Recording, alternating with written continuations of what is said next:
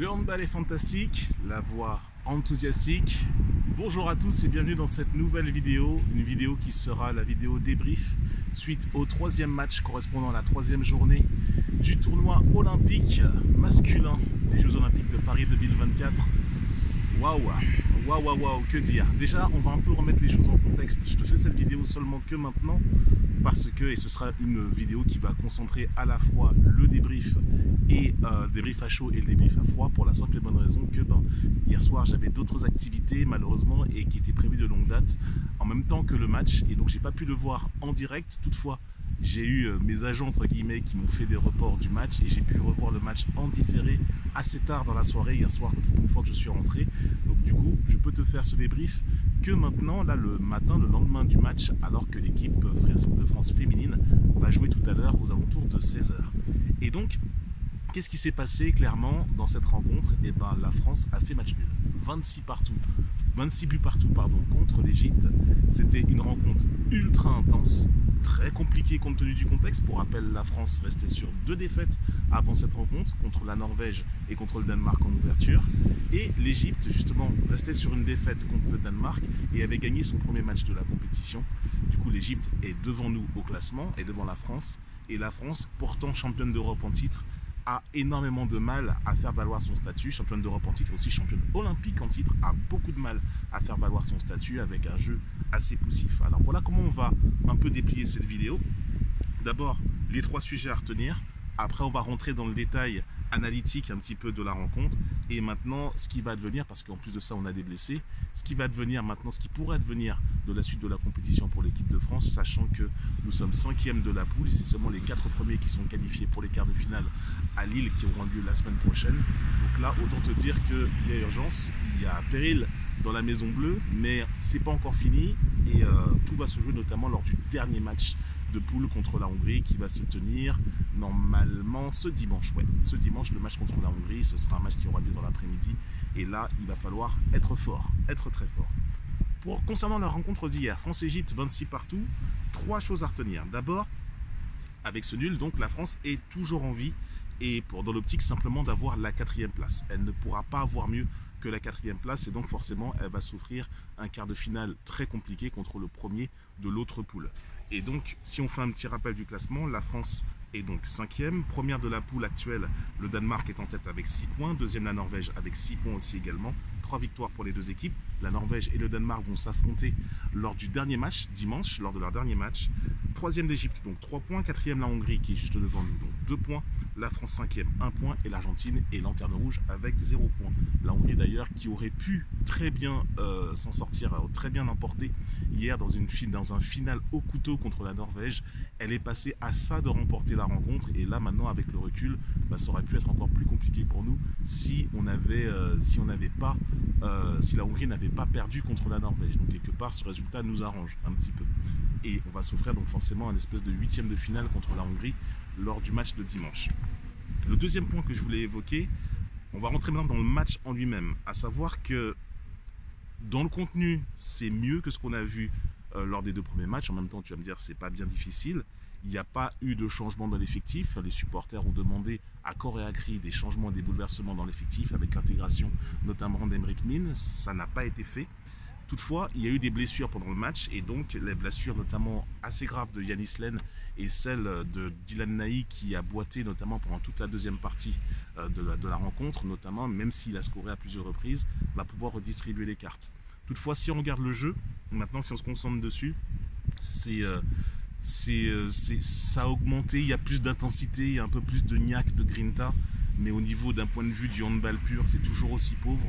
On n'arrive pas à trouver les combinaisons, on arrivait un peu plus à toucher Ludovic Fabregas au poste de pivot, on a un peu plus touché les ailes aussi également. Melvin Richardson également en tant que finisseur a pris les tirs, a pris les shoots qui lui étaient réservés. Elohim Prandi n'a pas été trop en réussite, même s'il a accrédité d'une très belle passe décisive sur le dernier but justement de Ludovic Fabregas. Et on va revenir sur cette action parce qu'il y a un point très particulier à voir là-dessus.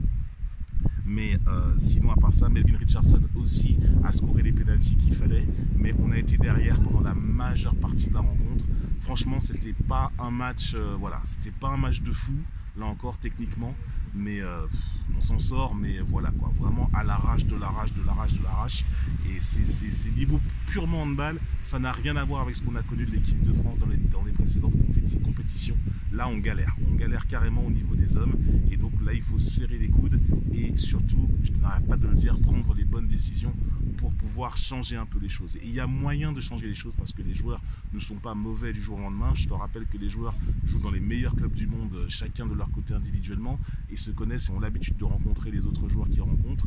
Donc forcément, si l'équipe de France est à ce niveau-là, ce n'est pas pour rien non plus. Et comme je te l'ai dit, ils ne sont pas devenus mauvais du jour au lendemain, c'est pas possible. Toutefois, la question du coaching va être posée. Et justement, si tu veux, aussi, on s'en sort parce que l'Égypte en face a été assez maladroite. Et j'en veux pour preuve la dernière possession, la dernière attaque avant le but de Fabregas, où il y a eu une grosse hésitation au niveau arbitral à qui allait avoir la dernière possession, et aussi le nombre de passes aussi également qui n'a pas forcément été respecté, le refus de jeu un peu bizarre. Bref, c'était très hésitant à ce moment-là, mais c'était la fin du match, c'était tendu comme tout, donc forcément c'était très très confus. Et donc l'Égypte a très très mal géré ce moment-là. L'Égypte normalement aurait dû gagner cette rencontre avec plus de maturité, avec plus de métier.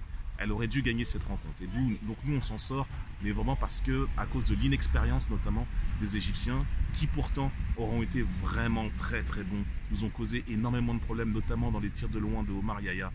C'était vraiment une très belle équipe d'Égypte qui s'est présentée à nous, et donc elle est hautement à respecter et va forcément se qualifier pour les quarts de finale, parce que l'Égypte doit jouer l'Argentine dans son prochain match. Normalement, l'Argentine qui est l'équipe incontestablement la plus faible de tout le plateau masculin.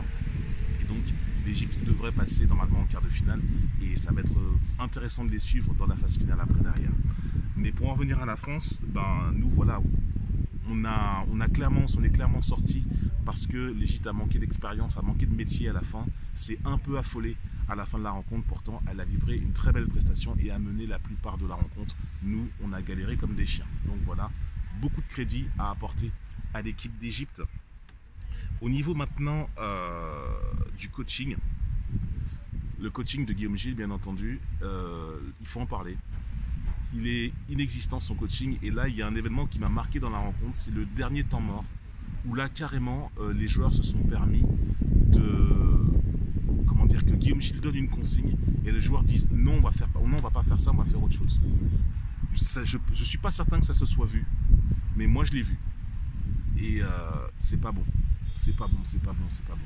Guillaume Gilles perd énormément de crédit, et là il a perdu les gars, il a perdu l'équipe. Quand il a perdu l'équipe, il n'a pas perdu le respect des mecs, parce que Guillaume Gilles fait un management basé sur le relationnel avec les hommes, avec les joueurs qui constituent l'équipe. Il fait un management basé sur le relationnel. En revanche, il ne peut pas se permettre de se faire déjuger comme ça. Parce que quand tu fais sur le relationnel, quand tu fais le player's coach, comme on dit en NBA un petit peu, c'est-à-dire que tu câlines les joueurs pour qu'ils donnent le meilleur sur le terrain, ce genre de management-là a ses limites à un moment donné lorsqu'on est en situation de crise. Parce qu'à un moment donné, il faut un gars fort sur la table qui fasse autorité et dire on fait ça comme ça, et même il n'a même pas à se justifier. Le coach a vu ça, donc il propose cette situation-là, et donc tu fais le système comme ça. Là, clairement, ça s'est vu. Et ça m'a même mis mal à l'aise à un moment donné. Pour lui. Je ne veux pas lui tomber dessus à bras raccourcis. Je pense qu'il est tout simplement plus l'homme de la situation, tout naturellement.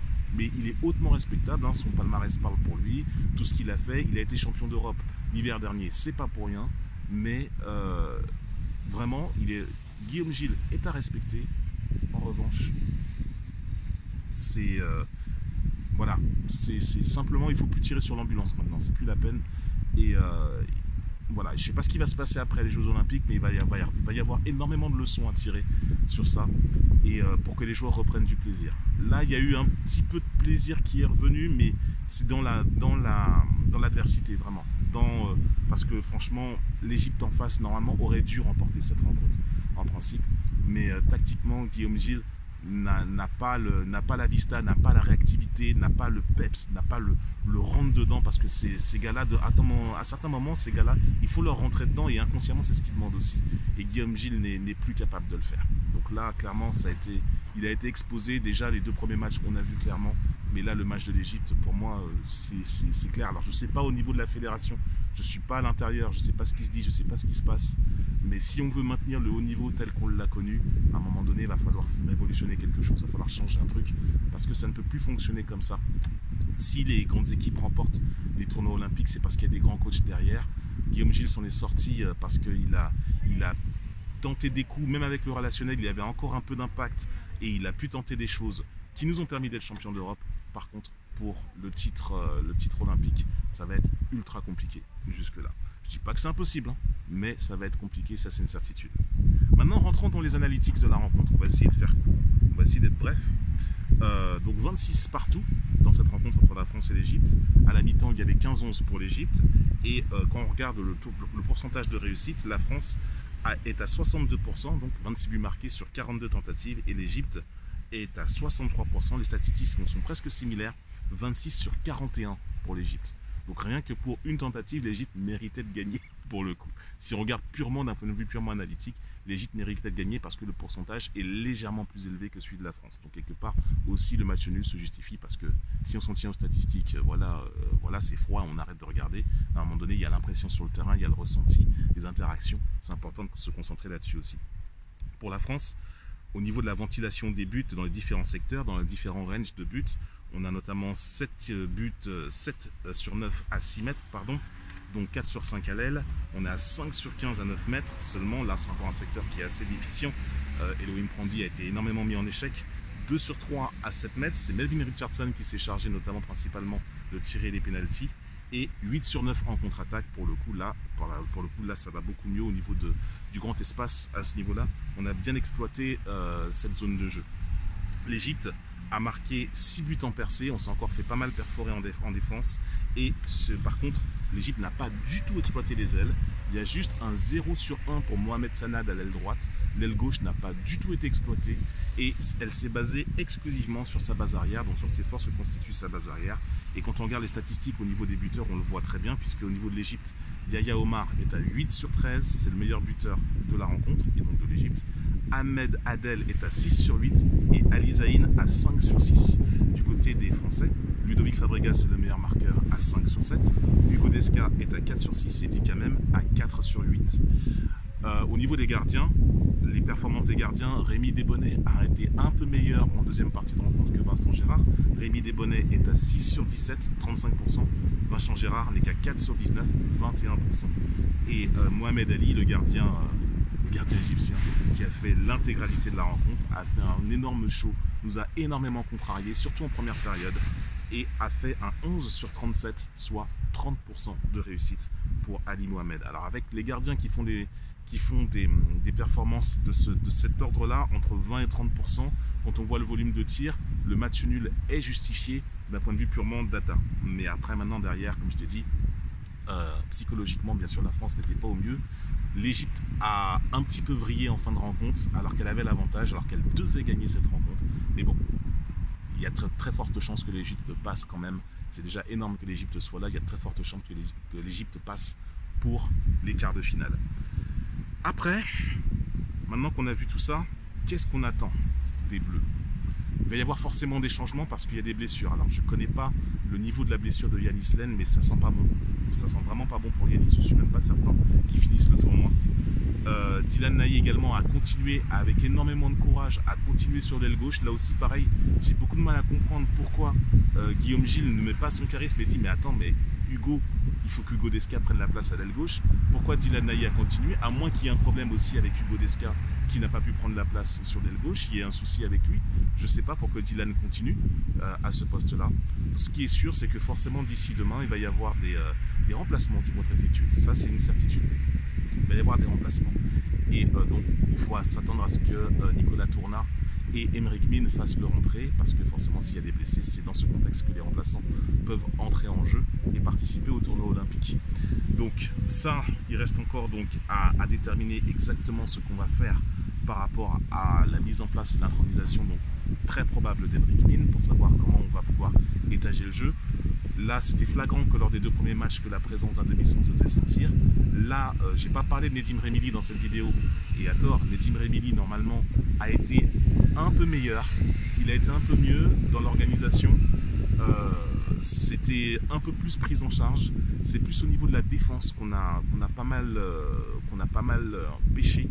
On s'est fait bien perforer, surtout à 9 mètres. On a eu du mal à lire, notamment les combinaisons sur les 9 mètres, notamment des différents arrières, que ce soit Moab, Eldera ou même Omar Yaya ou Zayn, de la base arrière de l'Égypte, qui est très très forte à ce niveau-là. Beaucoup de mal à lire tout ça. Et par contre, pour le coup de notre côté, il convient donc forcément dans la lecture défensive. Karl Conan a été meilleur, il commence à monter en température. Je pense que c'est à l'énergie, à la prise de conscience qui a péri dans la demeure et que les gars se sont rendus compte, là on est en train de s'afficher, il va falloir faire quelque chose, il va falloir qu'on se sorte un petit peu de ce pétrin-là en y mettant toujours davantage d'énergie, mais encore faut-il que, j'ai l'impression que les gars s'en sortent un petit peu tout seuls, ils sont un peu livrés à eux-mêmes et le coach derrière ne parvient pas à insuffler ce qu'il faut pour pouvoir justement avoir une meilleure qualité de jeu, beaucoup plus fluide. Autant chez les filles, on constate que ça récite beaucoup plus, il y a de la combinaison, il y a de l'intimité, tout le monde est à sa place et chacun fait son rôle. L'équipe de France masculine, il n'y a pas ça. Il n'y a pas de rôle, il n'y a pas de répartition, la hiérarchie. Nicolas Karabatic, qui a pas trop mal joué hier, même si ça se voit qu'il est sur la fin, il est lent, il ralentit le jeu, ça marche pas. Luka Karabatic, son frère, j'apprécie pas trop son tournoi non plus. Lui aussi, en défense, il n'est pas irréprochable. Et même, en plus de ça, sur le dernier but, là, j'ai pas accentué sur ce point. Sur le dernier but de la rencontre, le but de Ludovic Fabregas est dans les 9 mètres au moment de l'engagement dans les 8 dernières secondes. Il est dans les 9 mètres alors qu'il devrait en sortir normalement. Déjà, rien que pour ça, l'action n'aurait même pas dû exister. Et dans un deuxième temps, après, imaginons que ça y est, ça se passe, que Ludovic Fabregas reçoive la passe d'Elohim Brandy en place de Privot, mais là, quand tu fais le ralenti, Ludovic Fabregas empiète en zone avant de tirer, avant de lâcher son ballon. Il empiète en zone. Là aussi, le but, en principe, n'aurait pas dû être accordé. Mais dans la vitesse, dans l'intensité, dans l'émotion, dans tout ça, les arbitres ne sont pas du tout infaillibles. Ce genre de situation existe tout le temps dans le handball. Et donc, c'est aux Égyptiens. J'expliquais ça notamment auprès d'influenceurs égyptiens, internationaux, qui ont regardé le match. Je leur ai dit, mais normalement, en principe, l'Égypte aurait dû se sécuriser beaucoup plus tôt et assurer sa victoire beaucoup plus tôt.